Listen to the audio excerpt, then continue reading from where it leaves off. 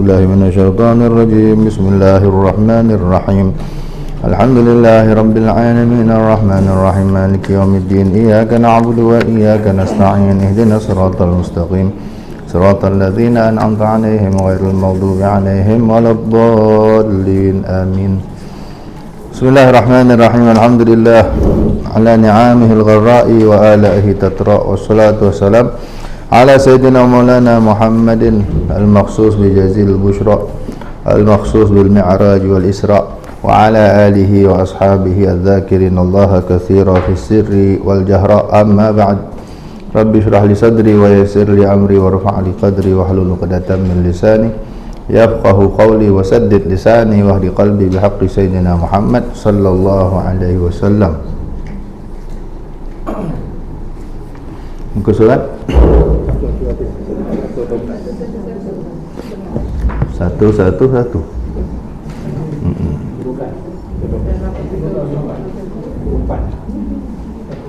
Dan apabila engkau menutupi keaiban tu. Bismillahirrahmanirrahim. Qala al-musannif al-imam Abu Hamid al-Ghazali radhiyallahu anhu arda wa nafa'ana bihi wa bi ulumihi wa bi ulumina wa bi ulumi sa'iri salihin fid darin amin. Berkata tuan pengarang kitab Bidayatul Hidayah Al-Imam Abu Hamid Hujjatul Islam Al-Ghazali, semoga Allah meridai beliau, meridai kita, ibu bapa kita, guru-guru kita, zuriat kita, dan memberi manfaat, memberi berkat kepada kita dengan ilmu-ilmu beliau, ilmu para salihin, ilmu-ilmu kita di dunia dan di akhirat, yang diterjemahkan oleh almarhum Ustaz Fahmi Zamzam Al-Maliki. Semoga Allah meluaskan pusara beliau, Allah melimpahkan cucuran rahmat ke atas roh beliau. Amin ya rabbal alamin. Dan apabila engkau menutupi keaibannya, maka Allah Subhanahu wa taala pasti akan menutupi keaibanmu. Tetapi jikalau engkau suka mendedahkan keaibannya, maka Allah pasti akan menjadikan lidah-lidah yang lebih tajam untuk mendedahkan keaibanmu di dunia ini. Kemudian Allah akan mendedahkan pula segala rahasiamu di akhirat kelak, di hadapan seluruh makhluk di padang mahsyar nanti. Waliyadzubillah. Ini penyakit lidah mengumpat. Jadi kalau kita nampak aib orang, dia bermula daripada tajassus. Ayat tentang mengumpat tu Allah mulakan dengan apa? Ya ayyuhallazina amanu jtanibu katsiran minaz-zann. Hai orang beriman, elakkan, jauhkan kebanyakan sangkaan. Banyak sangkaan-sangkaan yang kita tak boleh follow. Jangan follow, jangan layan. Lintasan-lintasan prasangka dia panggil, syakwa sangka ni kan. Dia mula daripada su'uzan. Maknanya ayat itu pertama dia ingatkan kita tentang satu dosa besar, iaitu su'uzan, sangka buruk. Ijtanibu katsiran minaz-zann. Banyak zan, banyak sangkaan ni sebenarnya kebanyakannya buruk. Kalau kita datang rumah orang, kita bagi salam, dia tak jawab, 1001 apa kata, 1001 persoalan, 1001 syakwa sangka datang menerpa. Dia ni sengaja tak nak jumpa aku ke? Dia ni macam-macam lah, dia ni buat tak dengar ke? Dia ni macam-macam. Kita yang buruk-buruk datang. Yang datang biasanya kalau kita hati busuk, emang biasa kita hati busuk kan? Jarang orang hati baik kan? Tapi ada, saya tak nafikan. Ingat, orang hati baik ada, jarang lah. Yang dah ngaji tasawuf dia pun hati kotor lagi, masih lagi penuh sangka buruk. Nak tahu hati kita kotor tak kotor, itulah kita pergi rumah orang, kita bagi salam, pada dengar ada orang tak lah, lampu nyala tu kalau malam kan. Kita ada selipar mulut cukup. Dan kalau selipar tak ada kan, macam saya masa saya warden, saya jaga budak kan, budak malam pukul 2 pagi saya balik daripada luar, pukul 2 pagi saya cek asrama kan, tengok daripada luar kipas nyala tu. Wah, budak tidur ni cantik ya. Daripada luar lah tengok, pukul 2 pagi kan. Lepas tu tengok selipar, satu selipar tak ada. Hai, saya kata apa? Dalam nyala kipas kan, seruk luar tak ada selipar. Saya pun masuk, tengok nampak dalam katil tu ada orang lah. Tahu lah budak-budak fly kan, budak keluar malam ni, rupanya bantal, kipas nyala. Tapi tu lah, selipar tak ada. Saya kata budak-budak kalau dah bodoh-bodoh kan, nak nipu pun tak pandai. tak selesai dia punya apa penipuan dia. Mana dia selipar tak ada, sasar dia keluar kan. Tapi dalam clear, line clear. Saya pun tunggu betul-betul pukul berapa, pukul 3 dia balik. Seorang. Kenalah betul tahan tu. Saya kata kau ni nasib badan lah ya, nak nipu pun tak pandai kan. Apa kau ingat orang tidur pakai slipper ke apa? Ada orang tidur bawa slipper ke? Tak mungkin kan. Tu contohlah, jangan cerita saja, tak ada kena-mengena apa. Jadi gitu. Kadang kita tengok slipper ada, lampu nyala, tapi yang datang tu semua sangkaan buruk. Macam-macam. Dia ni saja ni, dia ni memang sombong, dia ni macam padahal ni Alimah Ja'far Sadiq kata apa? Carilah 70 alasan sebelum nak nyalahkan satu saudara kamu. Cuba cari 70 alasan, 70 uzur dipanggil kan, sebelum kau nak salahkan saudaramu. Mana apa? Cuba cari 70 alasan. Mungkin dia pekak kan, mungkin dia tengah dengar Walkman, mungkin dia tengah apa lagi, cari lagi, apa lagi, apa agak-agak, mungkin dia tengah buang air kan, mungkin dia tengah carilah sampai kamu tak ada alasan nak nyalahkan dia. Ini ulama kita tuan-tuan, supaya jangan layan sangka buruk. Tapi lah itu yang paling berat juga.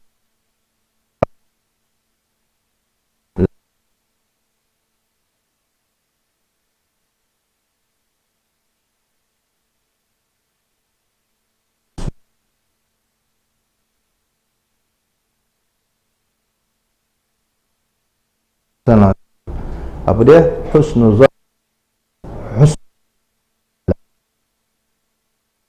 baik dengan hamba-hamba Allah. Kau paling susah lah tu.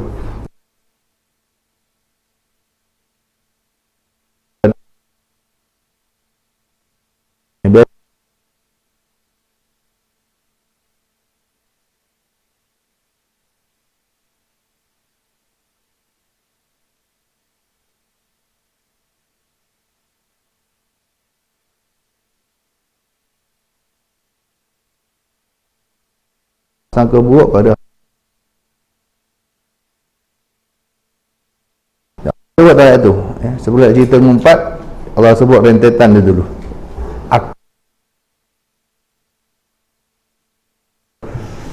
Ya ayyuhalladzina amanu jtanibu katsiran minadh-dhann, ai orang beriman jauhi ni sangkaan-sangkaan buruk yang banyak dan yang banyak ni.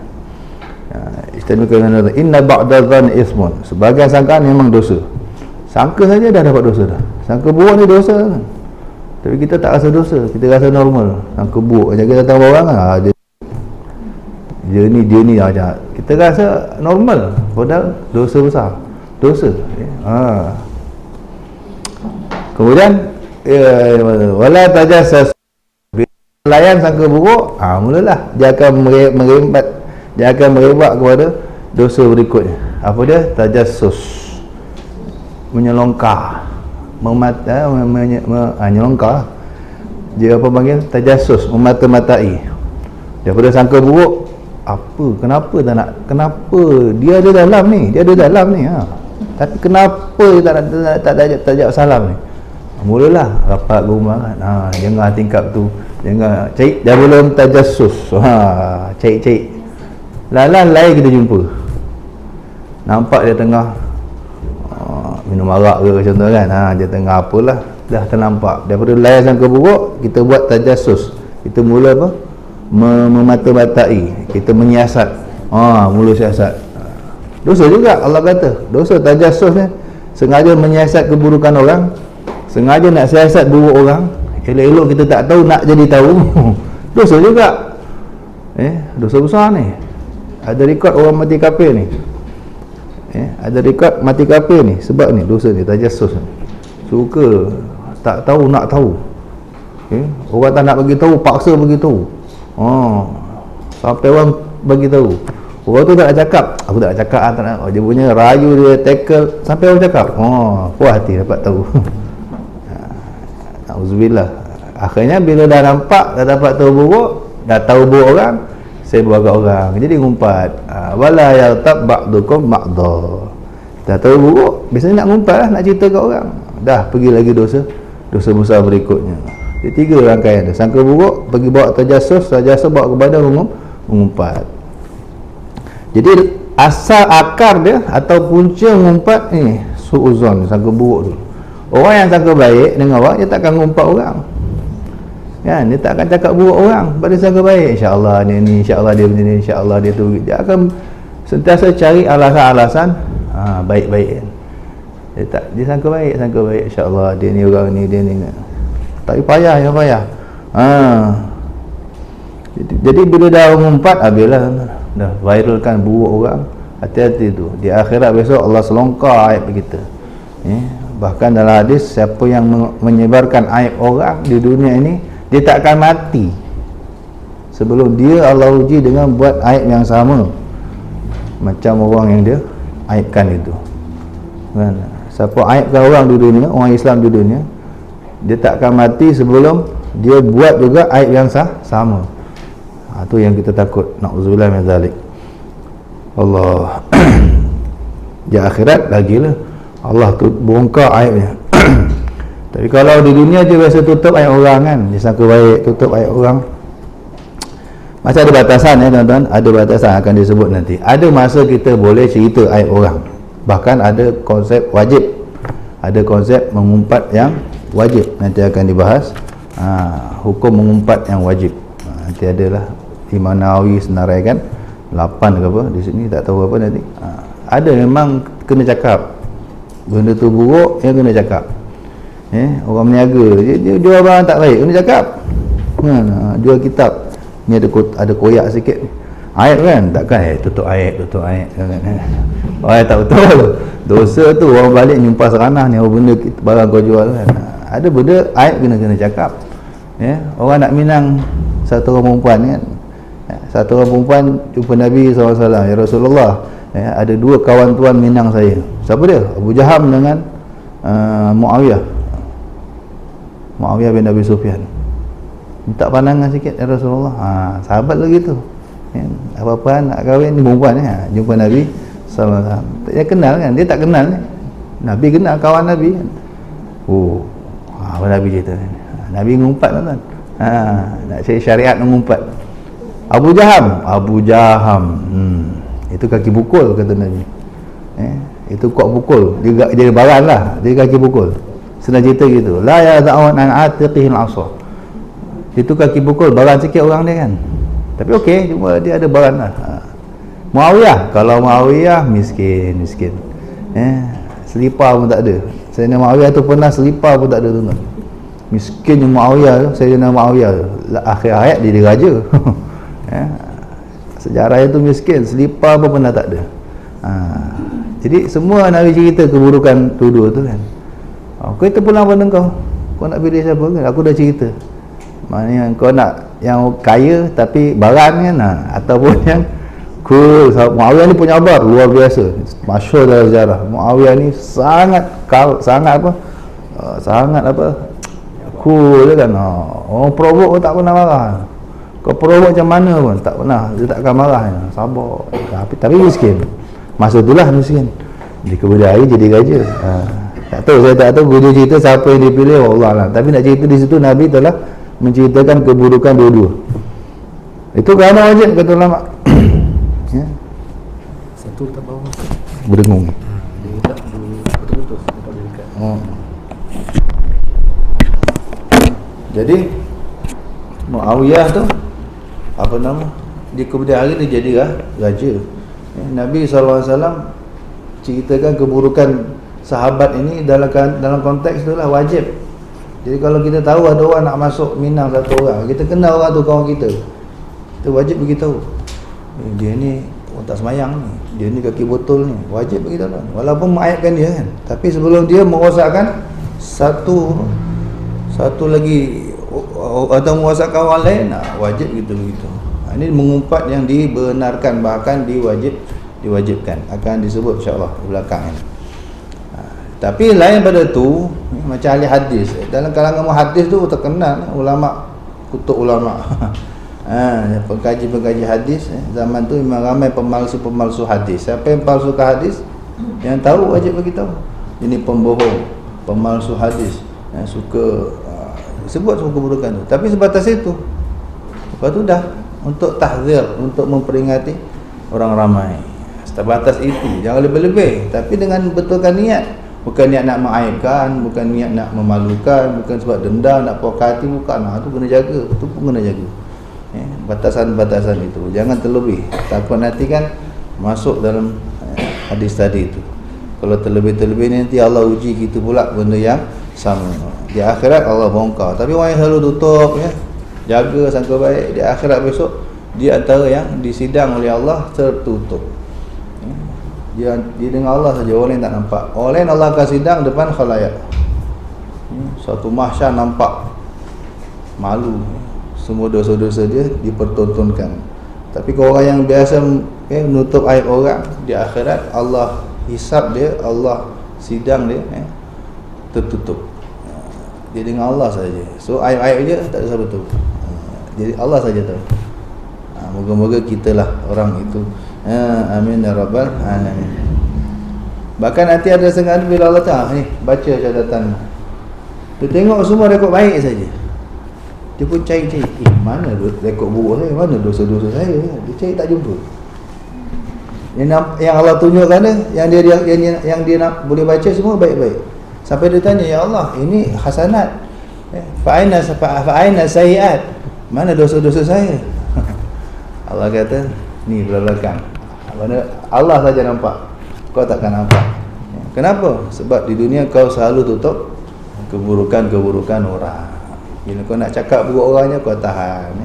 Bila nak ngumpat je, kau tahan. Bila nak viral je, kau tahan. Yang sabar. Itu perlu mujahadah perasaan. Memang seronok kan. Kalau viral ni memang sedap. Allah, na'udzubillah.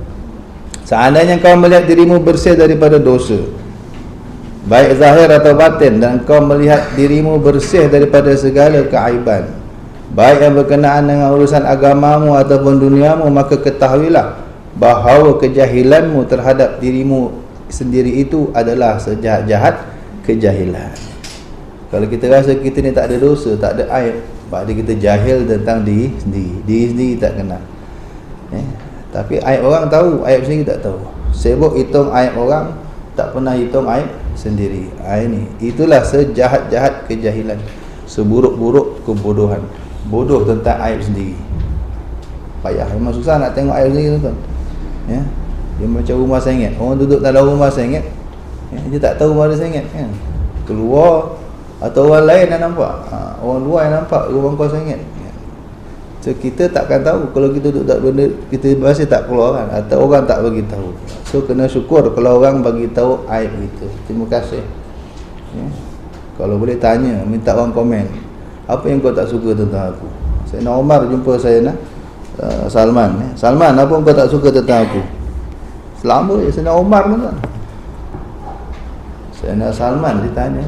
Mungkin ramai ini yang kita tahu riwayat dia kan. Salman Al-Farisi, apa yang kau tak suka tentang aku? Ada orang tanya kan, bagi tahu je lah. Dia bagi lesen. Dua. InsyaAllah. Ada juga aku ingat aku dah okey dah. Aku tak berkenan kau dua benda ni, Mak. Apa dia?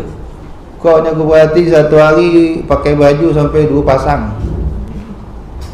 Pagi sepasang, petang sepasang. Pagi sepasang, petang sepasang. Macam kita lah kan? Tak kenal ni Mar.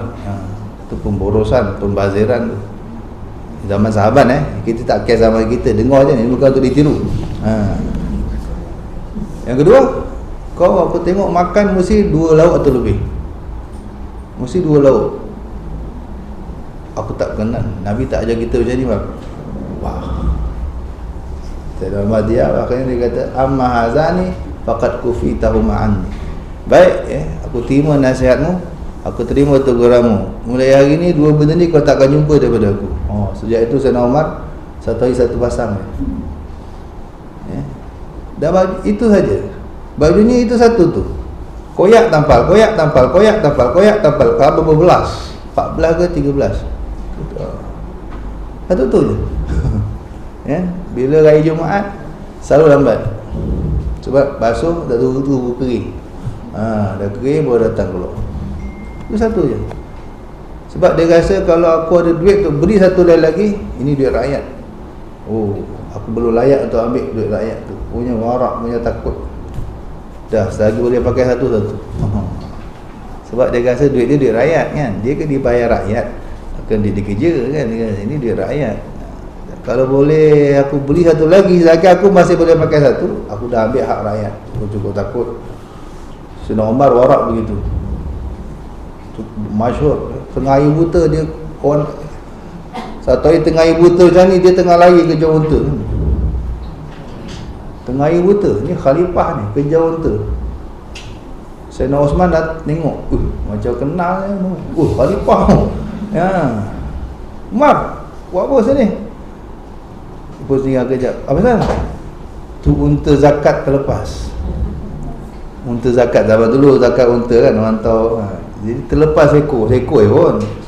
Terlepas. Aku dah tahu macam mana tu buka kandang terlepas. Saya nak mana raja, dia boleh arah berapa ribu orang di bawah dia kan. Kau kerja tak? Dia agaknya dia rasa dia bersalah, dia buka kandang. Dia kejar tengah air buta ni. Kata Sayyidina Osman, dah lama tu minum ngopi dulu ke apa kan. Tu hadap aku lambat. Aku boleh arah turun kejar. Kejap lagi jumpa tu. Tak ada. Yang kena tanya besok, yang Allah tanya besok ni, kalau terlepas hilang seekor ni hak rakyat ni kan. Seekor hilang ni yang tanya bukan kau, bukan kadam kau, bukan kadam aku. Aku yang kena tanya tau. Sorry, tak ada masa nak ngopi. Assalamualaikum. Ngopi dia sama dulu. Mana nak cari lagi tuan-tuan macam ni. Aduh. Cukup jaga tu hak rakyat tu. Satu ekor unta hilang je. Aku nak kena jawab tu. Aku nak kena jawab. Kejauh. Sendiri kejauh. Tak dengar orang. Ya, beliau kalau orang malam tu, kalau nak bagi bantuan sendiri pikul. Masyhur tu. Bila mandikan jenazahnya, lebam belakang bahu. Antara sebabnya memang tiap malam pikul gandum, pikul hantar rumah orang susah. Kadang ada, kadang offer, tuan bagi saya pikul lah.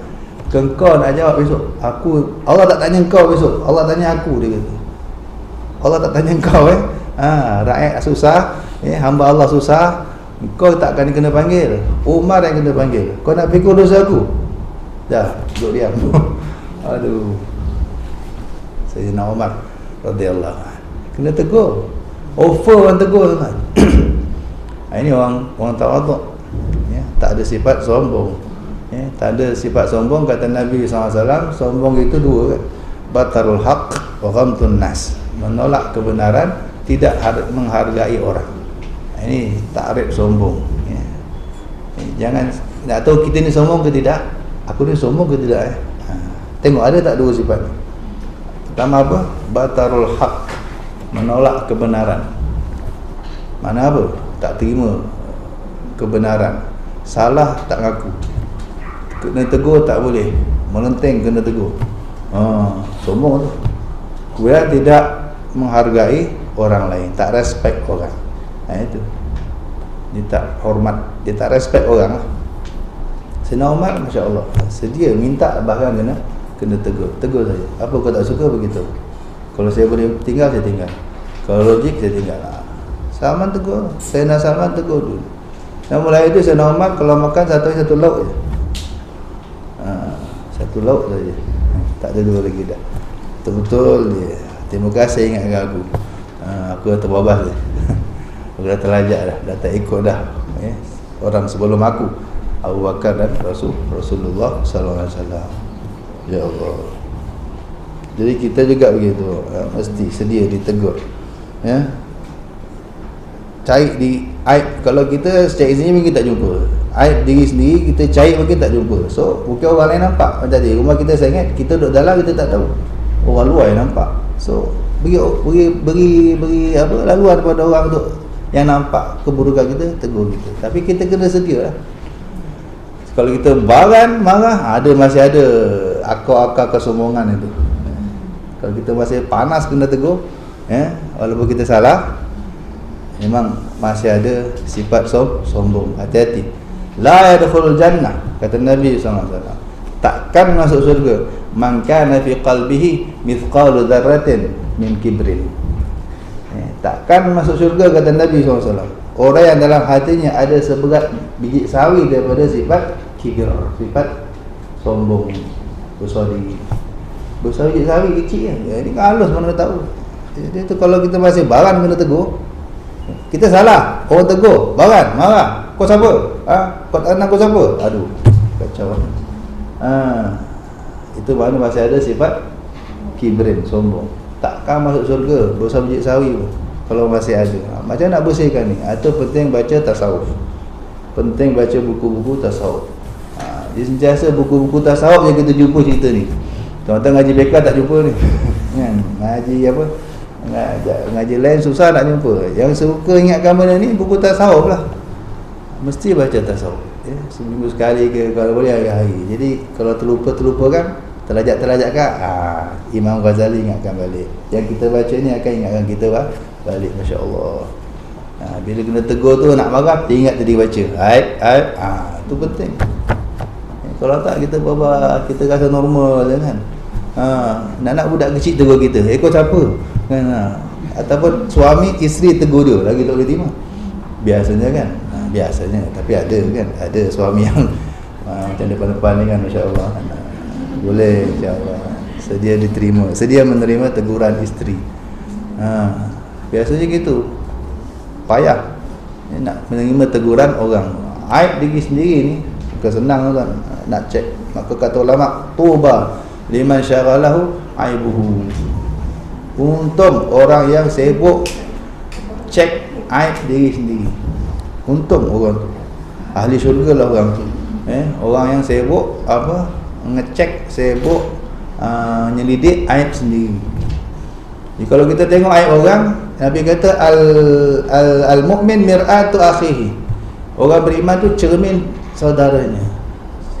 Faham? Jadi kalau tengok orang tu buruk, perangai buruk orang, kita cermin. Macam kita tengok cermin, kita duduk pada cermin kan, dekat cermin tu nampak, dekat image cermin tu ada hitam, ada apa, kotor. Dekat cermin ni kita nampak ada kotor. Yang kita lap cermin ke siapa apa? Pipi kita lah kita lap. Tengok kat cermin, alamak, apa hitam tu? Gila cermin dua orang. Orang gila je. Nah itu ya, banyak ini hari banyak orang gila kata sambil belu kan. Orang lain buat jahat, orang lain buat salah, sibuk nak betulkan orang. Al-mu'min mir'atu akhihi, kata Nabi sallallahu alaihi wasallam. Orang beriman dia cermin diri sendiri. Tengok orang buat salah, aku macam tu ke? Repair. Tengok orang buat salah, repair kita.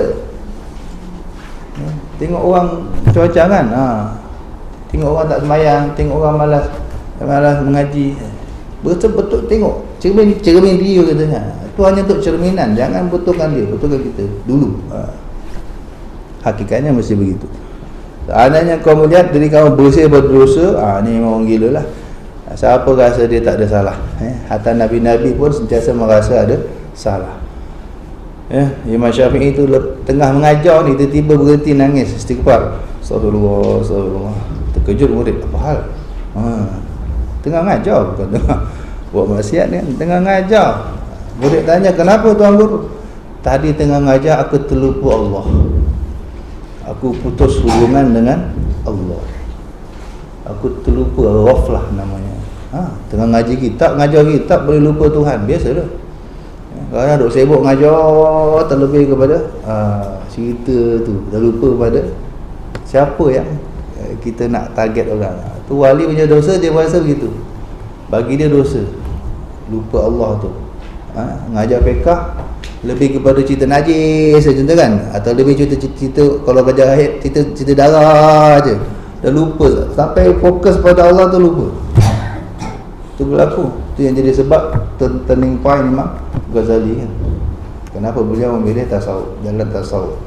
Asalnya beliau faqih kan, ahli fiqh, semayang. Tiba-tiba adiknya ke abang dia Imam Ahmad masuk, jadi makmum.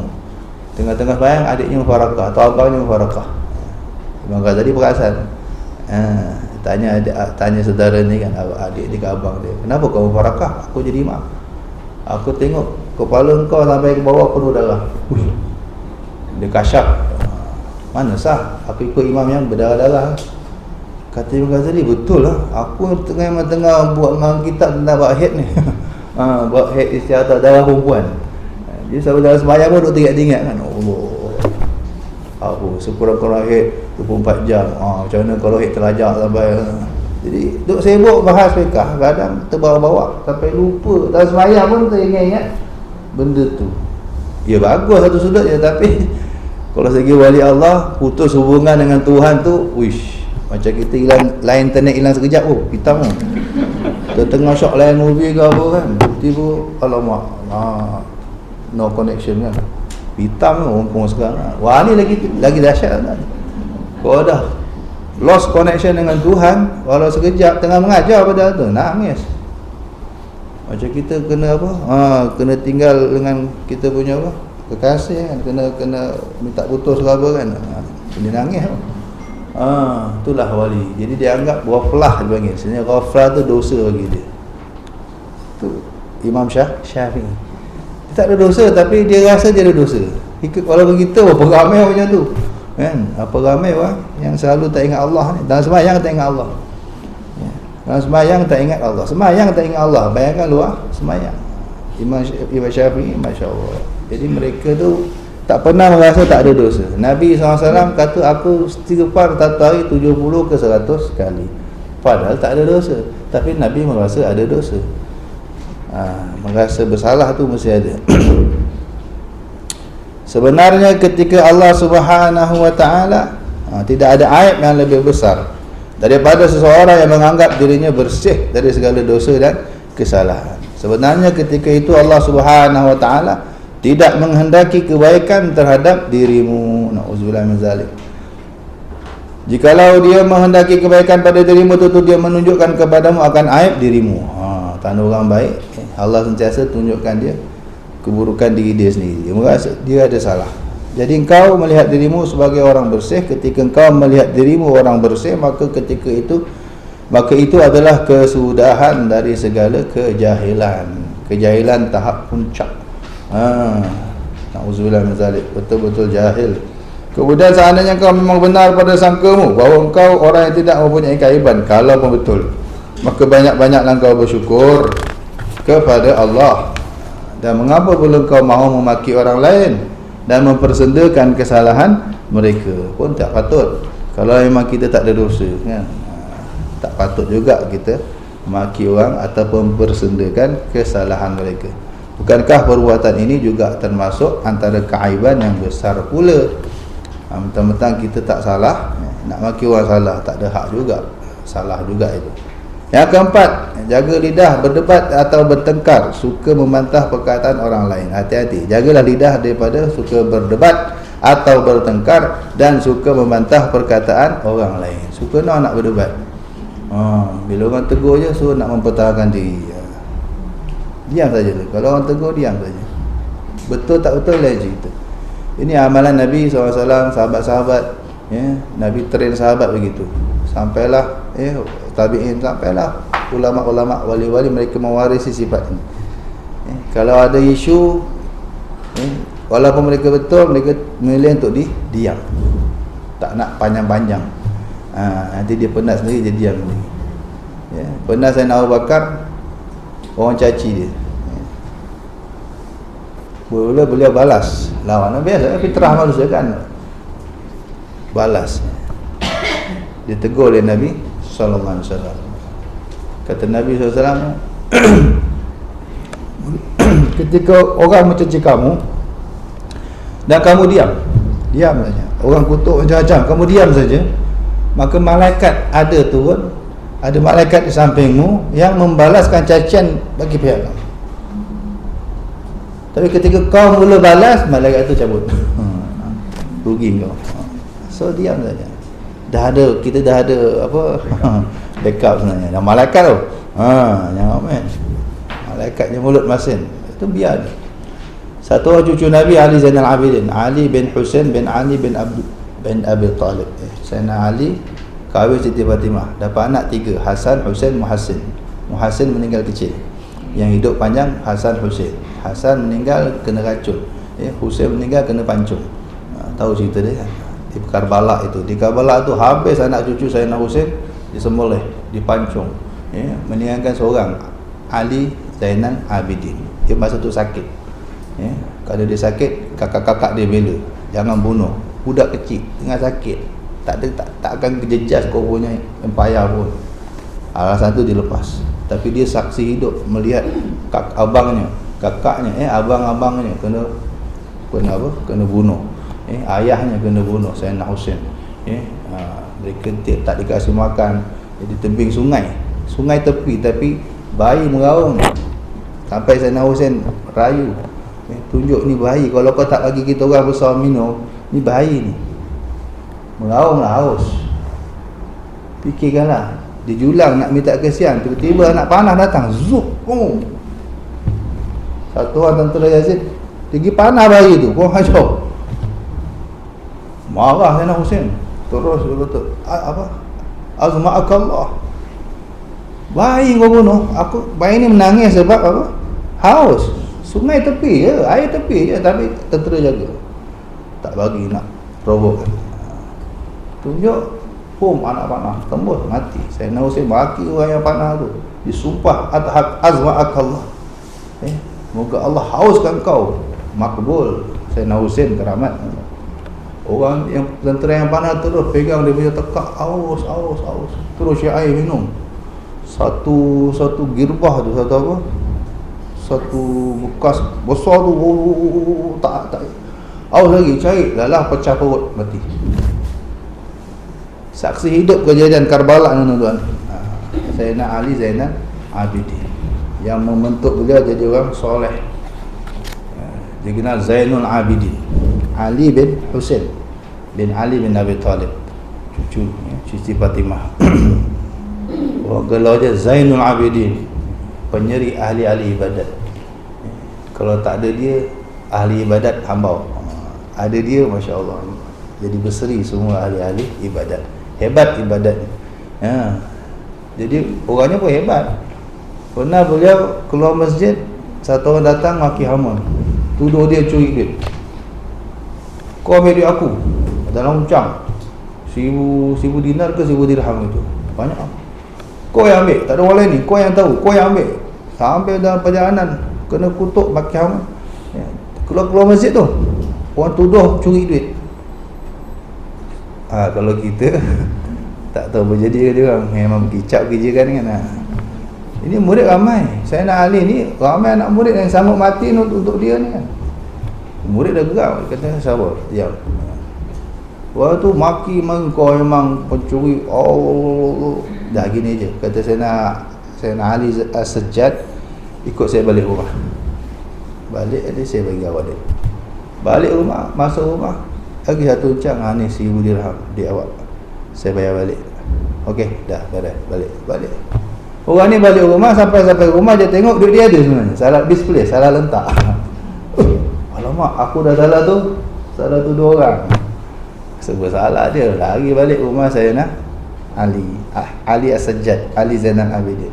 Minta maaf tuan, saya salah orang. Duit saya ada pun je, duit tuan saya pulangkan balik. Sayyidina Ali As-Sajjad senyum je. Tak yalah, kami Ahlul Bait, kami ni Ahlul Bait, anak cucu Nabi SAW. Kalau dah keluarkan duit, tak ada sejarah kami masuk minta balik. Kalau kami dah keluar duit, tak ada sejarah, ambil balik dah. Ambil untuk kau, hadiah untuk kau.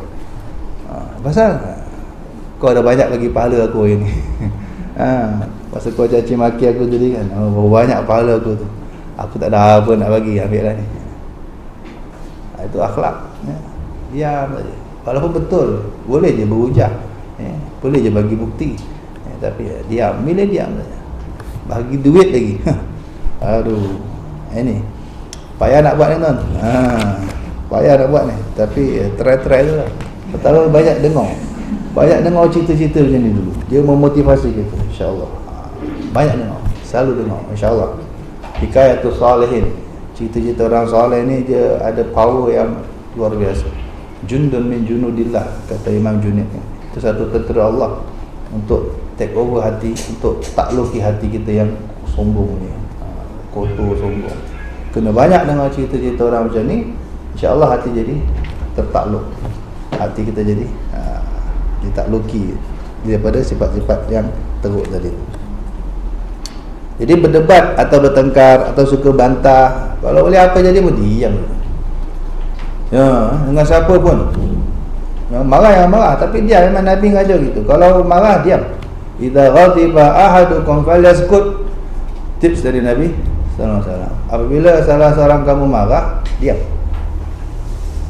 Nak gaduh je diam. Itu senjata paling power dah tu, diam. Diam bukan berarti lemah, kan? Diam bukan makna lemah. Jadi perkara-perkara ini adalah menyakiti hati orang yang dipercakapi dan terkadang sampai ke peringkat memperbodohkannya atau menyentuh hal-hal pribadinya.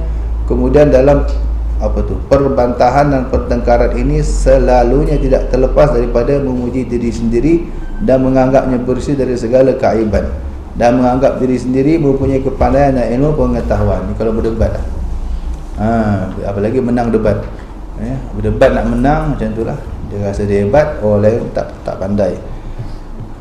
Kemudian pertengkaran ini menimbulkan pula permusuhan yang berterusan. Gitu-gitu kalau dah berdebat ni tuan-tuan, yang kalah biasa tak puas hati, jadi musuh, jadi dendam, nak repeat baliklah apalah.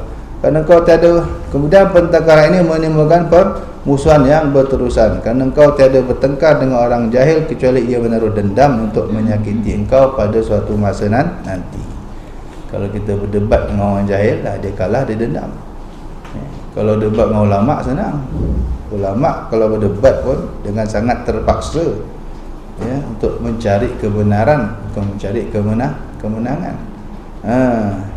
Dan kau tiada bertengkar dengan orang yang banyak sabar kecuali pada satu masa nanti ia akan habis sabar. Orang sabar ada batasan. Susah nak orang yang boleh maintain sabar, kan? Dan akan marah kepadamu dan akan timbul benih-benih kedengkian di dalam hati. Oleh itu Rasulullah SAW pernah bersabda, man tarakal mira' wa huwa mubtil banallahu lahu baitan fi rabadil jannah, wa man tarakal mira'a wa huwa muhiqqun banallahu lahu baitan fi a'lal jannah. Siapa sanggup meninggalkan pertengkaran, perdebatan, sedangkan ia di pihak yang salah.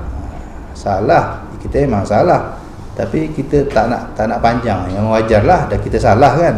Jarang orang salah dia nak berdebat lagi. Tapi ada jenis orang gitu, keras itu kan, dah salah, dia pula paling bising. Tapi kalau salah, kita pilih diam, bagus dan logik. Allah akan bina untuknya sebuah rumah tepi-tepi syurga, pinggiran-pinggiran kan, pinggiran-pinggiran syurga, rabadil jannah. Hebat dah tu. Tapi dapat tepi-tepi lah, yang kalau harga-harga murah tu kan, marhainnya grup lah. Dan barang siapa sanggup meninggalkan bertengkar, dia memilih diam, tak nak berdebat, tak nak panjang-panjang, sedangkan dia adalah berada di pihak yang benar, macam Sayyidina Ali Zainal Abidin tadi. Dia tak salah, dia boleh je pertahankan diri dia, tapi dia memilih diam. Allah akan bina untuknya sebuah rumah mahligai di tempat yang tertinggi, a'la, paling atas dalam syurga. Dia tak main pinggiran-pinggiran, atas paling tinggi syurga, paling tinggi mahligainya di a'lal jannah. Ini apa-apa pun lebih baik diam, tak perlu berdebat, jangan panjang-panjang cerita. Dan jangan kau tertipu dengan hilah syaitan, kerana syaitan selalu mengatakan kau mesti bertengkar dengan mereka kerana kau adalah memperjuangkan kebenaran. Jangan mengasut. Dan jangan berlembut lembut dalam hal ni, kau kena pertahan diri, kau tak boleh diam, macam-macam dia ngasut kita kan, supaya kita melawan. Akhirnya jadi ujung-ujung jadi gaduh. Sebenarnya syaitan telah berjaya menipu orang-orang yang bodoh sehingga mereka tercebur di dalam kejahatan, sedangkan mereka menyangka bahawa mereka berbuat kebaikan. Alasannya begitu. Ini mesti diperjuangkan ni. Tak boleh diam. Syaitan dengan tipu dayanya selalu berusaha menampilkan kejahatan dalam bentuk kebaikan.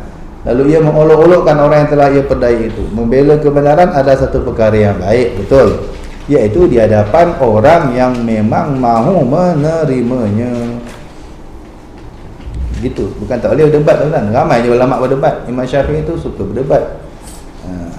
Siapa lagi? Imam Ghazali tu pernah berdebat dengan Imam Zamakhsyari 7 hari 7 malam. Imam Ghazali ni pengarang kita ni, nak lawan Mu'tazilah. Masa tu tokoh Mu'tazilah Al-Imam Az-Zamakhsyari, ahli tafsir yang terkenal tu, tapi pahamannya Mu'tazilah, bukan ahli sunnah jamaah. Imam Ghazali debat sebab Imam Zamakhsyari nak kebenaran. Betul ke faham aku salah? Mu'tazilah ni aneh-aneh faham ni. Tuan-tuan ngaji tauhid, tuan-tuan tahu. Kita tauhid kita tu disusun untuk counter, untuk apa? Untuk jawab semua pahaman-pahaman sesat Mu'tazilah, Qadariyah, Jabariyah. Itu yang ada dalam silibus tauhid kita Asy'ariyah Maturidiyah. Memang dibuat khas untuk bersihkan balik pahaman-pahaman itu. Kita ada pahaman sesat yang dulu ada Jabariyah, ada Qadariyah, ada Mu'tazilah, ada Rafidah, macam-macam. Asy'ariyah ni muncul, Imam Abu Hasan Asy'ari ni Allah pilih untuk bersihkan balik semua pahaman yang tak betul itu. Itu rezeki untuk kita. Allah sayang kita, Allah lahirkan orang-orang yang macam ni. Sampai jadi pernah zaman-zaman itu, awal-awal zaman Imam Ghazali Asy'ariyah. Macam kita je faham, tauhid 20 lah nak cerita. Mu'tazilah ni aneh-aneh faham dia, tuan-tuan. Aneh-aneh fahaman Mu'tazilah ni. Tuan-tuan baca kitab Jawahar Faridah atau Jawahar Tauhid, kan tahulah pahaman-pahaman Mu'tazilah yang menyeleweng. Quran tu makhluk, macam-macam kan. Saya pun tak apa nak ingat, tapi adalah. Jadi debat, bayangkan punya hebat Imam Zamakhsyari dengan Imam Ghazali, dua-dua hebat. Debat ni berhenti sembahyang, berhenti makan je. Makan pun mungkin sekejap, lepas tu sambung. Atau malam sikit dah tidur kan, sambung lagi 7 hari 7 malam. Netizen lah zaman dulu panggil apa tak tahu kan. Netizen atau audience dengar sanggup ngadap 3 hari je, lepas tu dah bosan. Dah tak faham ke atau dah bosan, dah tak faham lah. Dah makin tinggi, makin level dah. Ni dah apa benda ni. Ulama sama ulama kan. Kadang kita tak faham. Nak cakap Arab lagi lah. Dia cakap Arab pula dah. Lagi kita tak faham. Jadi netizen ikut 3 hari je dalam riwayat dengar. Ketika berdua sampai ke 7, Imam Zamakhsyari kalah. Terbukti semua pahaman dia salah, dibetulkan dengan dalil hujah oleh Imam Al-Ghazali. Akhirnya masyarakat marah, nak bunuh dia sebab asal dia sesat. Orang awam ni itulah semangat kuat, nak bunuh. Dia nak bunuh orang sesat ni kan. So Imam Zamakhsyari tak mau taubat lagi masa tu. Dah kalah debat, tahu salah tapi belum mengaku salah. Keras lagi lah, masih macam tak boleh terima lah. Tapi semua hujahnya telah dipatahkan, cuma dia belum mengaku salah. Itu yang orang kampung marah, nak bunuh dia sebab sesat, tak nak taubat. Sampai kata kalamullah tu makhluk, sesat lah tu kan, kafir tu. Siapa kata kalamullah makhluk? Itu sifat Allah. Sifat Allah bukan, dia sama macam zat Allah, bukan makhluk. Kafir ke gitu? Berapa ramai ulama kena bunuh sebab ni kan. Kes mempertahankan, termasuk kisah Imam Ahmad bin Hanbal. Jadi orang nak bunuh dia, Imam Ghazali tahan. Nanti sabar, rugi, sayang dia ni. Dia ni 7 hari 7 malam boleh berdebat dengan Imam Ghazali, andal.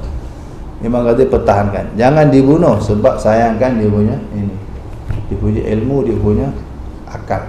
Akal dia luar biasa ni, cerdiknya orang, sayang. Cuma Allah belum bagi hidayat, dia nak mengaku salah dia kan. Tak, jangan dibunuh, penjara kan. Akhirnya dia penjara. Dalam penjara lah dia taubat. Dia sempat tulis kitab tafsir yang terkenal, Tafsir Al-Kasyaf, dan dia taubat dalam penjara. Mengaku salah akhirnya. Tapi hati-hatilah baca kitab tu, takut ada lagi selitan-selitan pahaman-pahaman Mu'tazilah itu. Tafsir Al-Kasyaf atau Tafsir Zamakhsyari. Taubat dalam penjara. Jadi ulama berdebat biasa, tuan-tuan. Imam Syafi'i berdebat biasa, tapi dia berdebat, dia tahu orang depan ni nak terima, memang nak cari kebenaran. Nak cari cari kebenaran kan. Baru mereka layan, kalau tak mereka tak layan, bodoh. Kau provoke lah macam mana, tak layan pun. Tapi kalau memang nak cari kebenaran, mari sini. Kata Imam Syafi'i, kalau aku debat satu orang, aku tak peduli di atas lidah siapa, Allah zahirkan kebenaran. Janji kebenaran terzahir. Daripada akukah atau daripada diakah, aku tak kisah. Kita kan tidak. Kita kalau debat, aku mesti menang. Kalau betul pun mesti nampak daripada aku. Kita tak betul lagi niat kita tu, hati keras. Orang suka berdebat, hati makin keras, makin keras, makin keras. Bukan makin bagus. Dia orang lawak cukup takut nak berdebat ni. Mereka fikir panjangan. Kalau betul, insya-Allah, supaya kebenaran terzahir, mereka layan. Kalau tidak, mereka menghindar. Tak digalakkan. Berdebat antara perkara yang mengeraskan hati. Elakkan. Walaupun kecil. Walaupun berdebat dengan apa tu yang jaga saman, apa parking ni kan. Tak payahlah debat. Kalau salah bayar je lah. Kalau boleh ya. Kalau tuan-tuan sayang duit, lawanlah kan. Saya baru kejap tinggal, nak pergi beli parking, dah bayar je lah. Pakai Mercedes, saman berkira. Boleh pun pening. Ini Mercedes paling latest ni. Saman berapa ringgit kan. Tak payah debat lah, kaya je lah. Kalau boleh, apa benda kecil pun, apa lagi bab dunia kan. Apa lagi bab dunia, tak payahlah kita nak menegakkan benang basah kan. Kalau dah salah bayar je lah. Kecuali memang sayang sangat dia tu kan, daripada aku bagi kau, baik aku bagi orang miskin kan. Tapi dia miskin juga kot. Tak kau kaya tak kerja tu. Tapi bukan dia dapat tak tahu lah. Niat lah. Kita bayar kat kerajaan tu kan. Kerajaan bagi perubatan percuma kan. Tuan-tuan sakit pergi hospital bayar tak payah kan. Ubat free kan. Banyak betul kita. Sikit-sikit lah kan. Alah, terus bayar tu sama-sama tuan-tuan kot. Niatkan gitu je lah kan. So jangan nak berdebat. Elakkan berdebat. Walaupun kita betul. Betul. Tadi yang payah. Kalau hati kotor, yang mana nak berdebat aja. Siap bagi apa tu, siap bagi hujah-hujah. Hujah-hujah fisik lagi kan. Ada satu orang kata, dengan kelajuan saya begini, dengan angin, dengan hitam polis tu. Di sekolah kan polis pakai fisik apa tu, dengan kelajuan saya 80 km sejam, dengan traffic light yang setiap 5 saat berkelip. Okey, daripada merah pergi, daripada hijau pergi oren, pergi dengan angin kelajuan north berapa sekarang ni, dengan trafik saya tak fikir melanggar hukum lagi. Wah, pening polis tu. Ada kan, dah tengok video tu. Selamat aku. Tak kena saman. Dia berdebat. Hitam polis. Terpulang lah tuan-tuan. Tapi kalau boleh elak lah kan. Kalau kita satu orang yang berdebat kan, kemudian dia adalah diam mengambil diam supaya tadi kata malaikat jawab dengan dia. Okey. Okey. Lepas tu kita dah diam daripada pembalahan berdua ni tadi. Tapi si dia ni tadi yang diam ni, dia suka tu tiba cerita pula kat orang. Itu tak puas hati lah ya. Jadi dia ni apa kalau dia menceritakan balik kepada orang lain yang orang tadi aku diam, aku malah nak cakap dengan dia. Gitu. Kita hati-hati boleh jadi ngumpat tu. Tak betul-betul jadi ngumpat kan. Kita cerita buah kat orang lain. Itu kita berdua, mungkin tak ada orang tahu kes tu kan. Situasi tu mungkin hanya kita berdua yang tahu kan. Bila kita dah bawa ke orang ketiga, makna dah boleh jadi hati-hati, boleh jadi mengumpat. Yang pertama tadi dia dah baik dah. Dah cantik. Tak apa, syaitan tu cerdik. Anda kata dia bukan bekerja ni semalam, dah 2000 tahun kan. Menyesatkan orang kerja dia. Nampak macam baik, bagus. Kali tu okey, tak apa, ni kali kau lulus. Lepas tu dah jahanam. Masuk welcome to the club, dia kata. Jom masuk neraka sama. Dia punya main halus. Kena peka, kena tahu strategi permainan dia. Apa-apa kena ngaji lah. Kita tahu ngumpat ni takrif dia kan. Okey.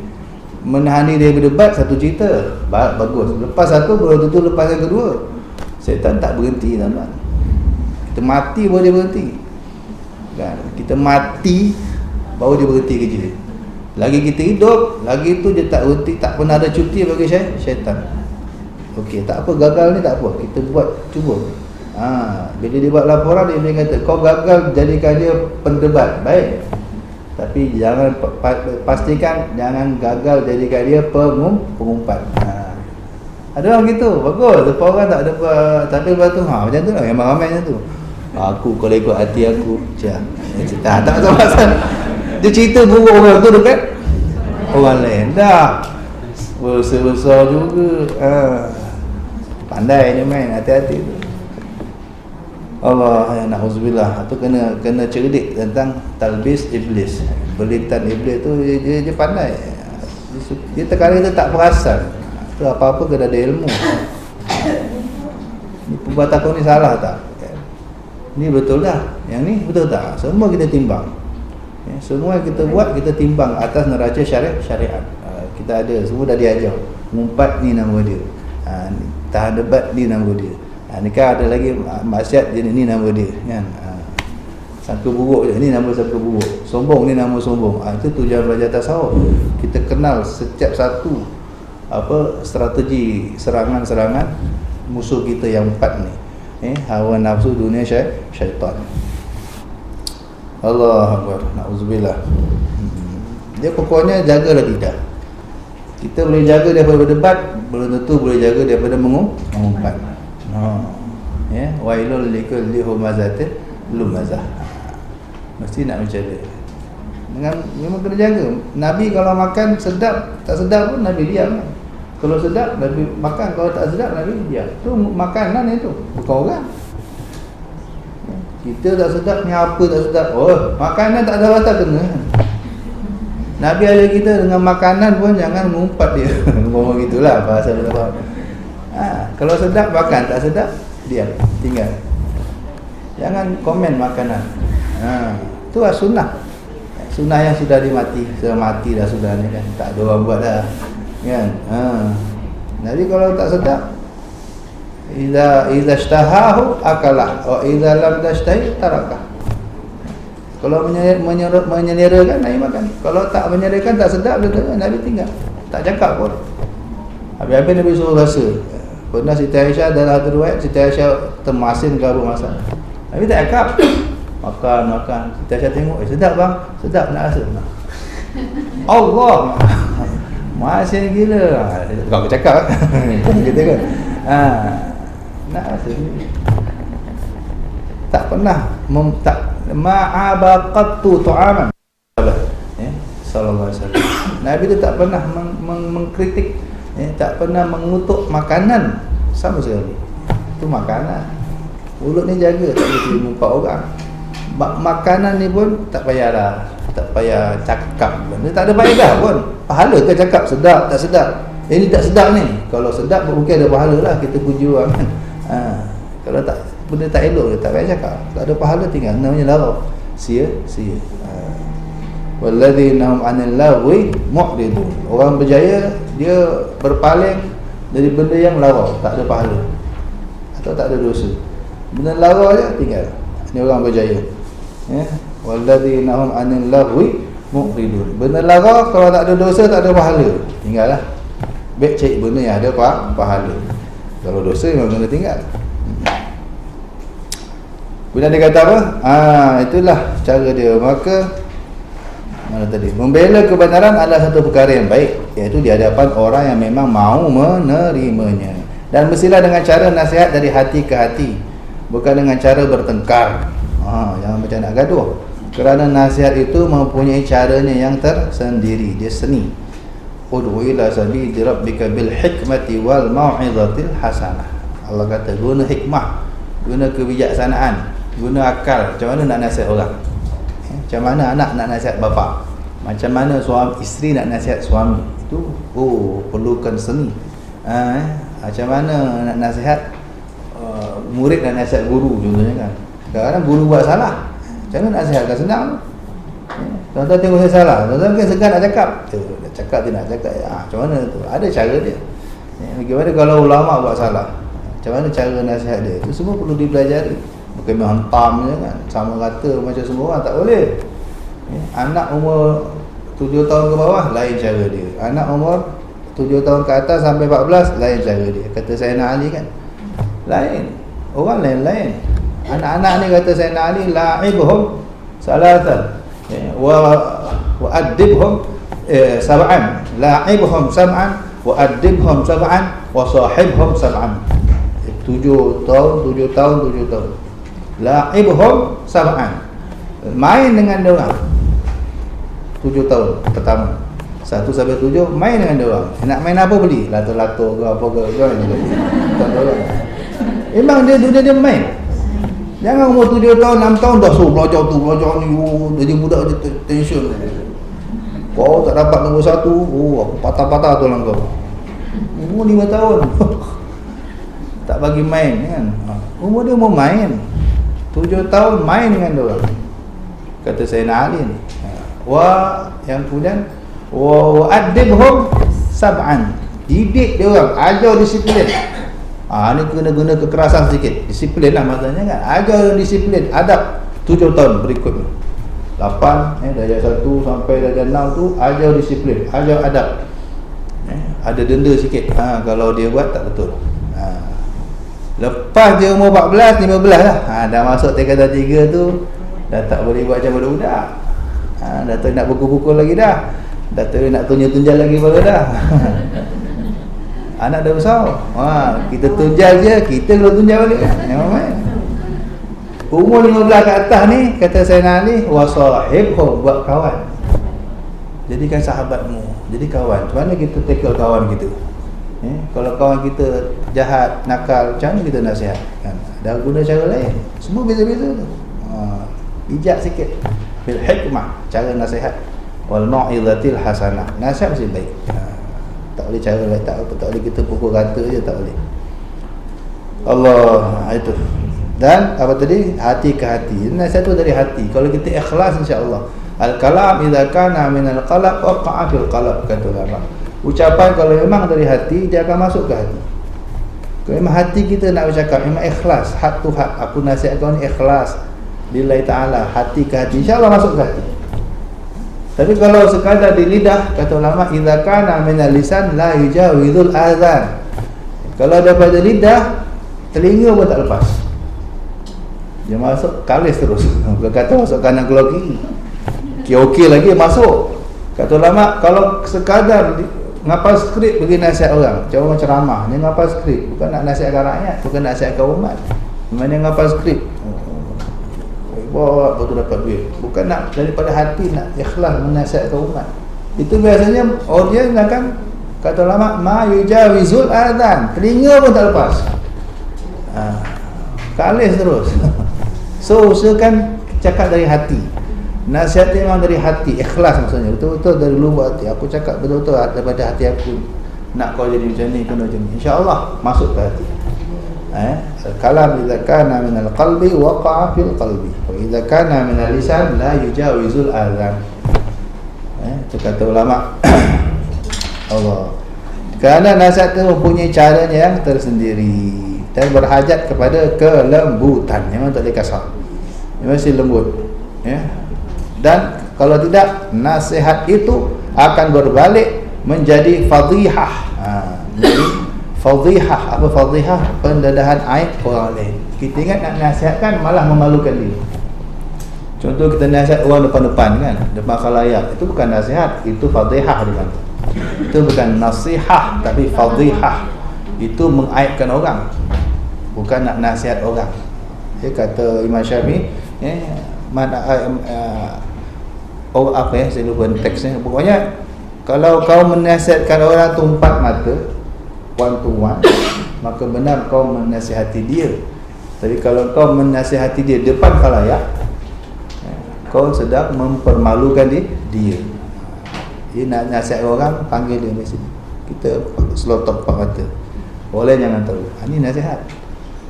Daripada orang kita maki dia, kau ni macam anak kita kan. Daripada orang kita cakap, kita sawan anak kita. Tak betul. Mas panggil dia berdua saja nak saya cakap. Jangan depan tamu kita maki dia. Malu dia, jadi maruah juga. Yang Rasulullah biasanya kan. Maka sesiapa yang selalu bergaul dengan ulama zaman sekarang, pasti dia akan menjadi orang yang suka bertengkar. Zaman Imam Ghazali ni 1000 tahun lepas. Maka siapa yang selalu bergaul dengan ulama zaman sekarang ini, pasti dia akan menjadi orang yang suka bertengkar dan suka berdebat, dan susahlah dia untuk berdiam kerana ulama su. Ini zaman Imam Ghazali tu tak? Hampir 1000 tahun lepas. Kenapa? Zaman beliau ramai ulama, jenis ada ulama su dia panggil, ulama jahat. Kejap-kejap nak berdebat, kejap-kejap nak berdebat. Susahlah dia untuk berdiam kerana ulama su, ulama jahat telah mengatakan bahawa pertengkaran itu adalah satu perbuatan yang terpuji. Sikit-sikit debat, dan dia anggap benda tu bagus, konon-konon ilmiah, konon-konon memandaikan masyarakat. Dah ada dah zaman sekarang balik, dah datang balik tak? Dan kemampuan mengemukakan hujah-hujah dalam perbincangan itu satu perkara yang sangat baik. Padahal dia nak tuduh teror dia kan. Maka dalam kau lari daripada mereka, ulama usuk, ulama yang suka berdebat ini, seperti kau lari daripada harimau. Ketahuilah bahawa pertengkaran itu adalah salah satu di antara sebab yang menurunkan kemurkaan Allah Ta'ala dan kemarahan manusia. Tujuannya bergaduh. Bila bergaduh, viral sana sini lah zaman sekarang kan. Lepas berdebat, tak habis-habis lagi tu kan. Tak tengok lah Facebook tu kan. Kemarin ada debat kat Perlis kan. Sampai sekarang tak habis-habis lagi. Duk ulas. Dah lah tu. Dan semua tak ada masalah. Semua kata dia betul, semua kata betul. Dia kata ni nak cari kebenaran ke nak cari kemenangan. Lagi orang tak isytihad dia menang, lagi tu dia takkan diam. Kalau semua satu Malaysia kata dah lah awak menang, boleh senyap. Tengok tak dia tu. Dah lah awak je lah menang, kita salah. Boleh senyap. Kan banyak orang begitu. Hati-hati. Moga Allah jauhkan kita daripada penyakit-penyakit seperti itu. Itu antara tips untuk jaga lidah. Ada lagi tuan-tuan, yang kelima, yang keenam, berapa lagi ni? 7, 8. Moga Allah jaga lidah kita. Allah jaga lidah kita. Allah mahfaz lisanana. Moga Allah jaga lidah kita dari segala yang Allah tidak suka, supaya kita tidak dihisap, disoal oleh Allah. Tidak banyak dosa yang kita buat dengan sebab lidah kita, dan tidak ada yang terluka dengan sebab lidah kita. Amin ya rabbal alamin. Allahumma hdina fiman hadait, wa afina fiman afait, wa tawallana fiman tawallait, wa barik lana fima atait, wa qina syarra ma qadait.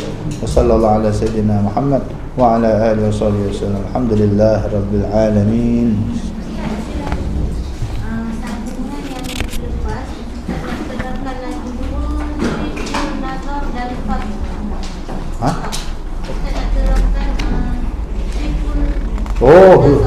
Tak ingat saya, itu tak ingat.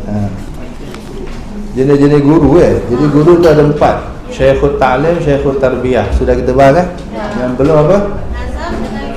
Syekhul Nazar dan Syekhul Fatah. Syekhul Nazar yang ketiga, untuk orang ahli tarekat yang tak terlibat dengan tarekat, dengar sajalah. Mungkin boleh faham. Syekhul Nazar, guru yang mendidik murid dengan nazar, dengan perhatian, dengan pengawasan, walaupun dari alam barzakh. Ni agak rumit, tapi orang ahli tarekat biasa ni. Siapa ada guru mursyid yang wali, walaupun gurunya sudah meninggal, itu masih lagi ditarbiyah, masih lagi diajar walaupun melalui mimpi. Mana gurunya dari alam barzakh masih menghatikan dia, masih membetulkan dia, masih menegur dia, masih mendidik dia, sampai dia jadi orang, sampai jadi wali juga. Padahal gurunya sudah lain alam. Jadi hanya memantau dengan nazrah, dengan nazar, dengan pengawasan dari alam barzakh. Bercakap dengan syariat? Tidak. Ahlu barzakh tahu tak apa kita buat? Tahu. Banyak hadis macam kita kan. Tok nenek moyang kita ni yang soleh-soleh Tok nenek moyang kita yang soleh-soleh tahu apa anak cucu buat. Itu ada hadisnya. Sama macam Nabi SAW, tahu apa umat dia buat. Kalau nampak baik, dia akan puji Allah. Kalau buat buruk, mereka akan istighfarkan untuk itu. Quran berkata wa qul i'malu fasayarallahu amalakum wa rasuluhu wal mu'minun. Beramallah, amal kamu akan dilihat Allah, dilihat Rasulullah sallallahu alaihi wasallam dan wal mu'minun. Orang-orang beriman pun tahu amalan kita. Makna ahlu barzakh tahu apa kita buat kat atas ni. Apalagi guru kita. Tahu apa anak murid dia buat yang dah meninggal. Ini maksud saya merujuk guru mursyid yang wali. Tak semua wali. Dia guru mursyid yang makamnya tinggi, wali lah. Dia Allah beri izin untuk masih terus didik muridnya walaupun dia sudah pindah alam. Jadi banyak berlaku. Contoh boleh tanya orang ahli tarekat yang gurunya sudah meninggal, tanya ada tak mimpi tuan-tuan guru tu? Selalu. Selalu tuan-tuan. Ini katanya khas untuk orang tarekat yang ada guru mursyid. Dia walaupun gurunya dah meninggal, dia masih lagi dapat belajar. Salah satu senior saya, Kiai Allah sudah meninggal, Kiai almarhum Kiai Khairi di Jember, Jawa Timur. Itu kalau beliau ngajar kitab ramai, muridnya 1000. Besok nak ngajar, malam akan study. Jadi ada bila study nak nerangkan besok, ada kadang jam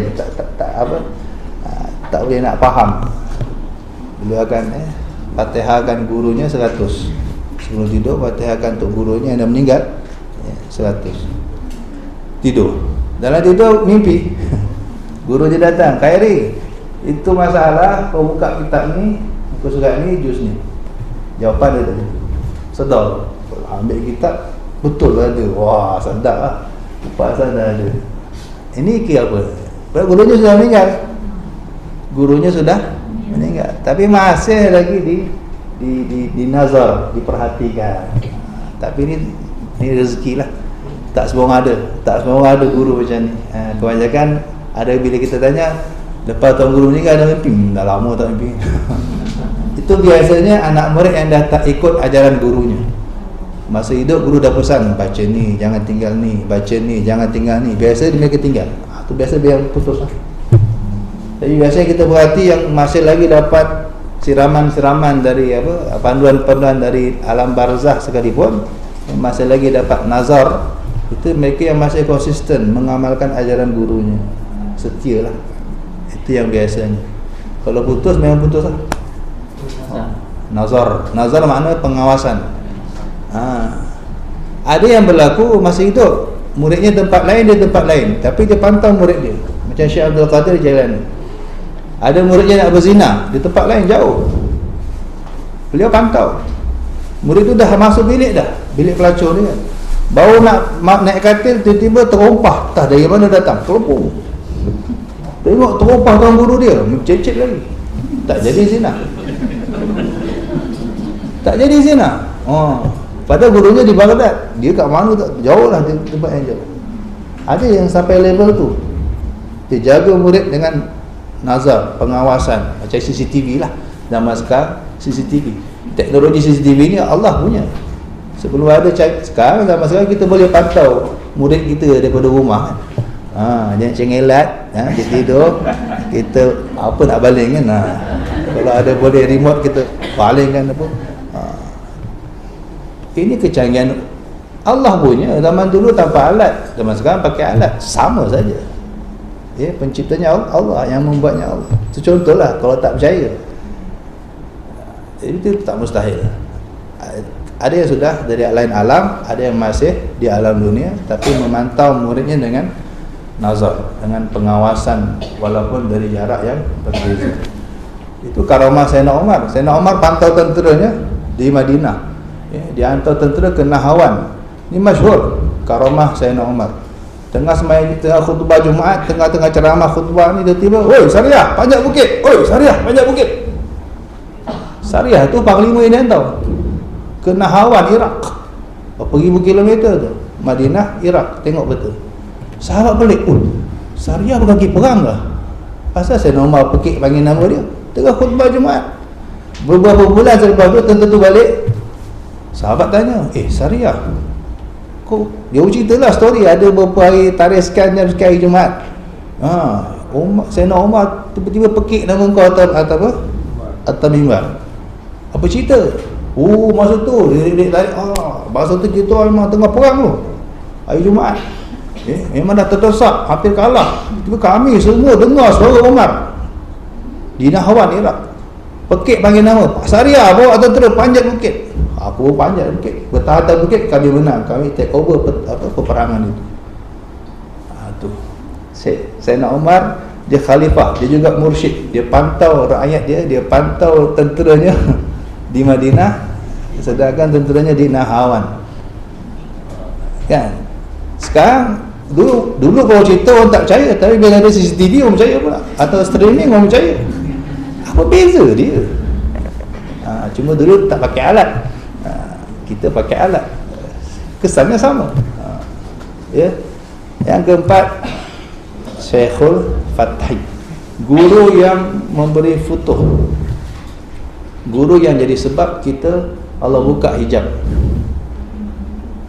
Allah bukakan hijab atas tangan dia, dengan atas tangan dia lah, atau berkat dia lah Allah buka hijab-hijab kita. Allah kenalkan nafsu kita, Allah kenalkan syaitan kita, Allah kenalkan musuh-musuh kita. Jadi kita tak mudah ditipu macam tadi kan. Jadi orang kena tipu, orang kutuk dia, masya-Allah, masya-Allah, Allah.